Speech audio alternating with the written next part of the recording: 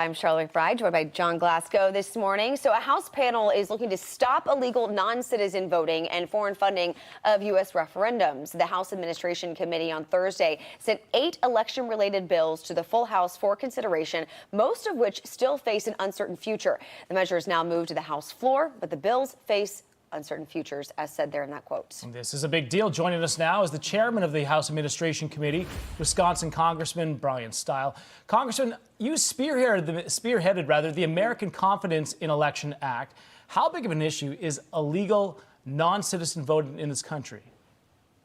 It's a real issue. I can give you just one example. In our nation's capital in Washington, D.C., in the next election, someone who is a Russian national working at the Russian embassy, residing in Washington, D.C. for only 30 days, could leave the embassy with their passport in their pocket, walk, and vote for mayor in our nation's capital and not even have to show their ID to do it. We need to make sure that American elections are for American citizens, and that we're ending foreign interference in our elections. We're closing loopholes that allow foreign nationals to put money into U.S. ballot initiatives and referendum. We're making sure states have the tools, that they have access to remove non-citizens from their rolls. We're all out banning non-citizens voting in places like our nation's capital. We need to get this done. It's essential. We need to strengthen our integrity in our elections. And if we do that, if we increase people's confidence in our elections, more people who are legal will participate, and that's a good thing. So, Congressman, these 8 bills sent to the House for wider consideration, do you expect to see any bipartisan support here?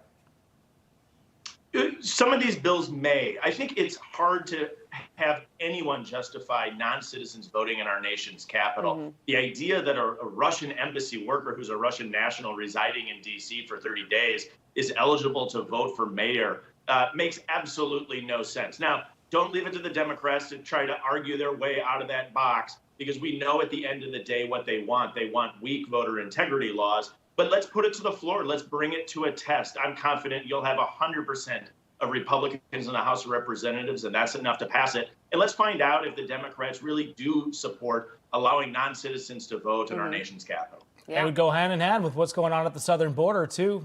A lot of people walking right in. Now, in a piece that you wrote for Wisconsin Right Now, advocating for this cause, you said that the ACE Act also promotes photo voter ID, prohibits foreign influence, and implements a federalist approach to safeguarding elections. So the ACE Act ensures that it's easy for American citizens to vote, but hard for bad actors to cheat. Now, this sounds very reasonable. A lot of people would agree with it. So what is the opposition to that argument, and why would anybody push back on it?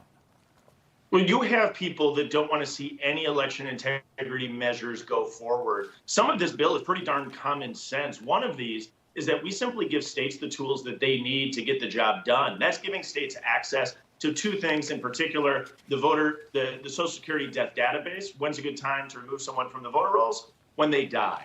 We also give states the access to the Social Security voter rolls to make sure that they can remove non-citizens who may be on their rolls. These are all pretty darn common sense reforms that should have been done a long time ago, but we're driving them forward. But I have no doubt that my Democratic colleagues will try to fearmonger, will try to make excuses as to why they'll vote against this. It's the reason that I would like to see this legislation come to the House floor. Let's find out where people stand. I'm confident we have the votes amongst Republicans to move this forward. And then let's put pressure to get this done before next fall's election. Yeah, the election just about 10 months away. All right, Congressman, thank you so much for waking up with us this morning. We appreciate you.